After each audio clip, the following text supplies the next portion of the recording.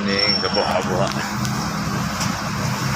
Ay, ilang days pa ako dito? 4 or 5 days. Hindi lang ako lumabas. Ito pala sa tahimik ng lugar. Walang traffic. Ganda ng palengke ng Gumaka. Hindi pa lang tapos.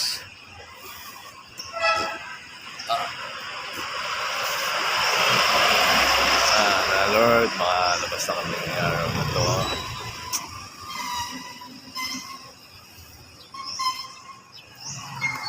Shoutout po sa mga nagbigay ng tulong. Thank you, Lord. Si Lord na po ang bahala na magbalik sa inyo po. Siyempre po gagawa rin ako ng paraan para ay balik sa inyo mga kabutihan ginawa niyo. In Jesus' name,